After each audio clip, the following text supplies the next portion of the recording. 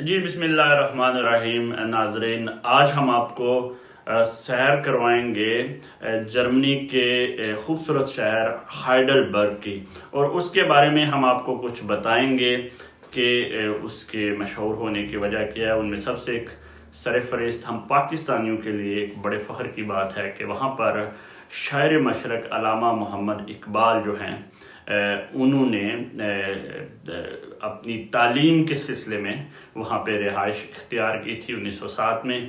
हम ये जानने की कोशिश करेंगे कि वो कौन सी सड़क है जिसको जर्मन हुकूमत ने इकबाल उफ़ेल्ड यानी इकबाल की सड़क के नाम से मंसूब कर दिया है, और हम ये जानने की कोशिश करेंगे कि दरियाए नेकर कहाँ है जिसके बारे में इकबाल ने पूरी नज़म भी लिख दी। इसके अलावा हम इस प्रोग्राम में आपको बताएंगे एक पाकिस्तानी नज़ाद नौजवान के बारे में जो जर्मनी में इसी शहर हाइडलबर्ग में जो है वो काउंसलर मुंतखब हुए बल्दियाती इलेक्शन के बाद, और बहुत सी दीगर मालूमात हम देंगे आपको अना मेरी शमल के बारे में और इकबाल के बारे में। हमारे साथ रहिएगा। आप सबसे गुजारिश है कि आप हमारे पेज को लाइक कर दें और बेल आइकॉन पर क्लिक कर दें ताकि हमारी मालूमाती वीडियोस आप तक पहुंचती रहें। फ्रैंकफर्ट पहुंचा तो चौधरी इफ्तिखार साहब और एजाज हुसैन प्यारा एयरपोर्ट पर फूलों का गुलदस्ता लिए मौजूद थे। फ्रैंकफर्ट का मौसम बहुत हसीन था।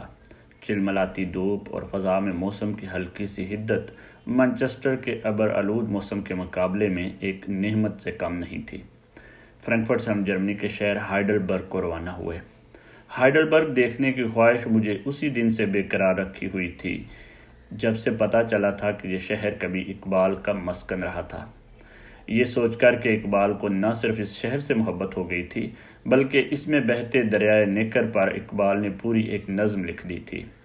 यही वो शहर था जिसकी सरसब्ज़ वादियों ने इकबाल के जज्बात में वो तलातम पैदा किया कि वो मोहब्बत की वादियों में कदम रख बैठे थे और एमा नामी एक जर्मन नाजनीन के आगे दिल हार गए थे। हाइडलबर्ग में मेरा जाना एक और लिहाज से भी ज़रूरी था क्योंकि इसी शहर में 30 साल पहले इकबाल ही के शहर से आने वाले वसीम बट बल्दियाती इलेक्शन जीतकर लोकल काउंसिल मुंतखब हुए थे, जो कि बतौर पाकिस्तानी हमारे लिए एक फ़ख्र की बात थी। वसीम बट ना सिर्फ बतौर काउंसलर जर्मनी शहरियों की खिदमत कर रहे थे और जर्मनी की सियासत में अपना किरदार अदा कर रहे हैं, बल्कि पाकिस्तान और जर्मनी के दरमियान एक पुल भी बन गए हैं। वो इसी हाइडलबर्ग शहर में पाकिस्तानी आर्ट, अदब, सकाफ़त और तहज़ीब के रंग बिखेर रहे हैं। वो ऐसे ऐसे प्रोजेक्ट पेश कर रहे हैं जिसकी मदद से पाकिस्तान से जर्मनी आने वाले नौजवानों के लिए शम्मा उम्मीद रोशन होगी। दोपहर के 1:30 बजे हम उनके ऑफिस पहुंचे। ये उनकी सियासी जमात का दफ्तर था। उन्होंने हमारा इस्तकबाल बड़ी गर्मजोशी से किया। वसीम बट उन शख्सियात में से हैं जो रहते तो यूरोप में हैं, तालीम यहाँ हासिल करते हैं, बिज़नेस यहाँ करते हैं, अपने आप को अपनी मेहनत और लगन से मनवाते हैं, यहाँ की मकामी सियासत में अपना नाम बनाते हैं, लेकिन फिर जब उन्हें सब कुछ मिल जाता है तो उनके दिल में अपनी जन्मभूमि की मोहब्बत एक चिंगारी बनकर उठती है। जिस मोहब्बत, जिस लगन, जिस याद को वो एक राख समझकर भूल चुके होते हैं, इसी राख में से एक शरारा निकलता है जो उन्हें बेकल कर देता है और उन्हें एहसास दिलाता है कि उन्हें अपने मुल्क पाकिस्तान के लिए भी कुछ करना चाहिए। उनकी ज़बान का लहजा पाकिस्तानी नहीं होता। उनका लिबास, उनका अंदाज़, उनकी मुस्कुराहट, उनका रख रखाव तक तब्दील हो चुका होता है, लेकिन उनके दिल में पाकिस्तान की मोहब्बत उसी तरह सर उठाती है कि वो हर पल इन्हीं सोचों में गुम हो जाते हैं कि किस तरह वो अपने मुल्क के लिए कुछ करें, कैसे वो उस मुल्क की करीबी बकाएं। जब वो यूरोप में तलबा को पढ़ते, कामयाब होते या तरक्कियाँ पाते देखते हैं तो वो इकबाल की ज़ुबान में कहना शुरू हो जाते हैं कि मैं तेरा तोहफ़ा सूए हिंदुस्तान ले जाऊंगा। काउंसलर वसीम बट की शख्सियत यूरोप में रहने वाले पाकिस्तानियों के लिए एक मिशल राह है। ये हमें बताते हैं कि आप यूरोप में अपने मुल्क और अपनी सकाफ़त को उस वक्त रोशनास करा सकते हैं जब आप इन ममालिक की सियासी जद्दोजहद में शामिल हो जाएंगे। मेरे लिए वसीम बट का काउंसलर मुंतखब होना इतना हैरानकुन नहीं था। بلکہ میرے لیے حیران کن بات یہ تھی کہ وہ پہلے سے موجود کسی جرمن سیاسی پارٹی کے ٹکٹ سے یہ الیکشن نہیں جیتے تھے، بلکہ انہوں نے جرمنی میں اپنی ایک سیاسی پارٹی بنائی اور اس سیاسی پارٹی سے الیکشن جیت کر کونسلر کا الیکشن جیتا۔ اس ملاقات کے بعد ہم اپنی منزل اقبال اوفر کی جانب روانہ ہوئے۔ یہ وہ سڑک ہے جس کو جرمن حکومت نے علامہ اقبال کے جشن 100 سالہ کے بعد ان کے نام سے موسوم کیا تھا۔ یہ سڑک دریائے نیکر کے کنارے پر ساتھ ساتھ چلتی ہے۔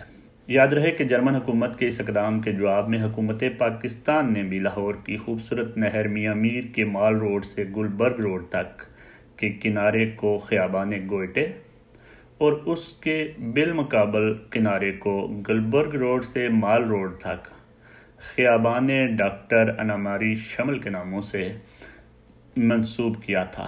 گوئٹے کے نام سے کون واقف نہیں؟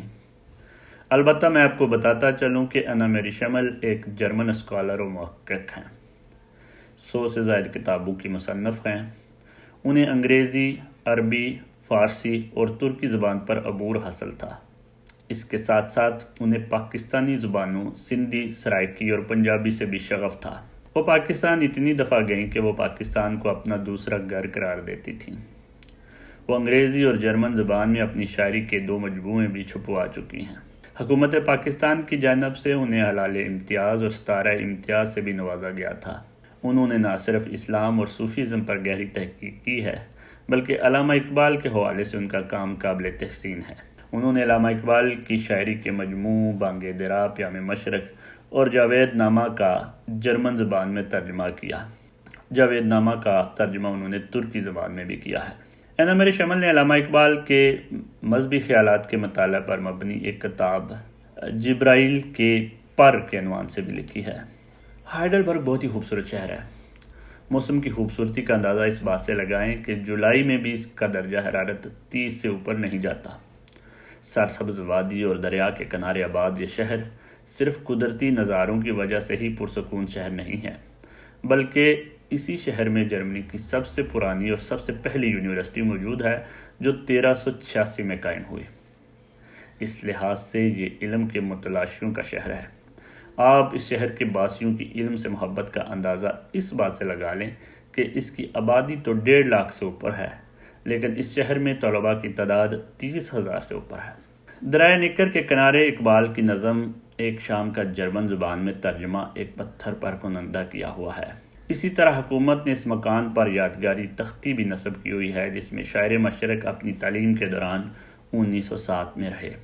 ہم جس وقت دریائے نیکر کے کنارے گھوم رہے تھے اس وقت موسم اپنی تمام تر شادابیوں اور رعنائیوں کے ساتھ جوان تھا۔ لوگ سائیکلوں پر اور پیدل دریا کنارے جگمگاتی دھوپ کا مزہ لے رہے تھے۔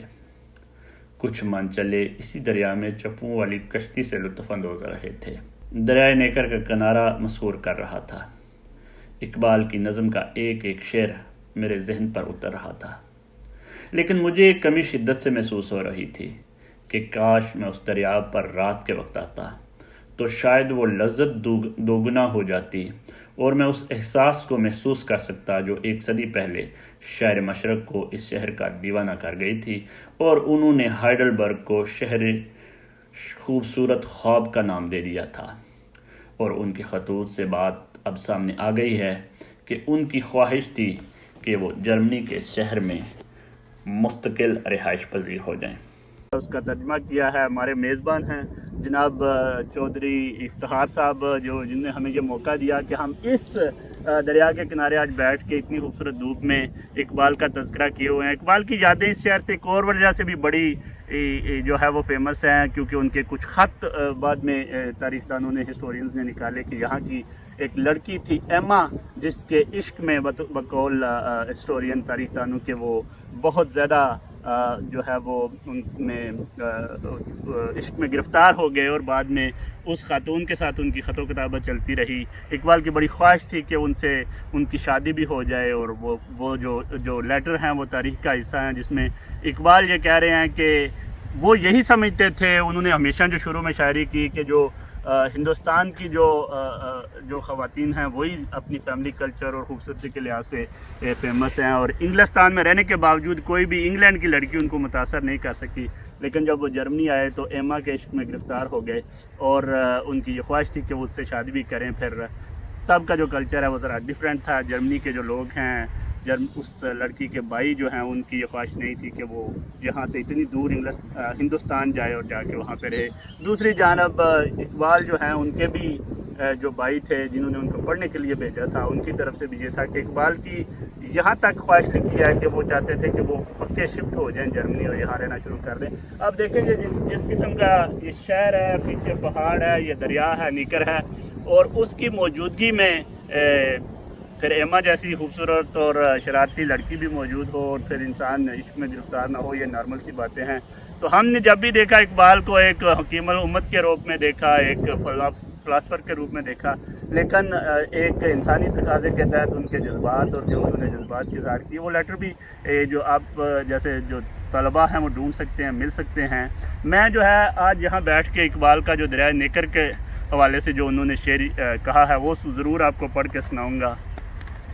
وہ لکھتے ہیں, خاموش ہے چاندنی کمر کی, شاخیں ہیں خاموش ہر شجر کی, وادی کے نوا فروش خاموش, کوثر کے سبز پوش خاموش, فطرت بے ہوش ہو گئی ہے, آغوش میں شب کے سو گئی ہے, کچھ ایسا سکوت کا فسوں ہے, نیکر کا خرام بھی سکون ہے, اے دل تو بھی خاموش ہو جا, آغوش میں غم کو لے کے سو جا. تو جس طرح کی یہ شاعری سے لگتا ہے کہ اقبال نے شاید شام کو یہ کہا ہوگا. تو جی جو لوگ یورپ میں رہ رہے ہیں یا بیرون ملک رہ رہے ہیں ان کے لیے ضروری ہے کہ اگر وہ اپنا نام بنانا چاہتے ہیں, اس سوسائٹی میں اپنا مقام بنانا چاہتے ہیں اور اپنے ملک اور اپنے مذہب اور اپنی ثقافت کو انٹروڈیوس کروانا چاہتے ہیں, تو بہت ضروری ہے کہ وہ یہاں کی پولیٹیکل لائف میں ایکٹیو رول پلے کریں اور مثبت طریقے سے ان کے جو معاشرے میں ہیں وہ شامل ہو جائیں. اس سے نہ صرف آپ اپنے ملک کا نام روشن کریں گے بلکہ اپنے مذہب کی بھی بہتر اور اپنی ثقافت کی بھی بہتر ترجمانی کر سکیں گے. انشاءاللہ پھر کسی نئی ویڈیو کے ساتھ حاضر ہوں گے. تب تک کے لیے اجازت دیجیے. اللہ آپ کا حامی و ناصر ہو.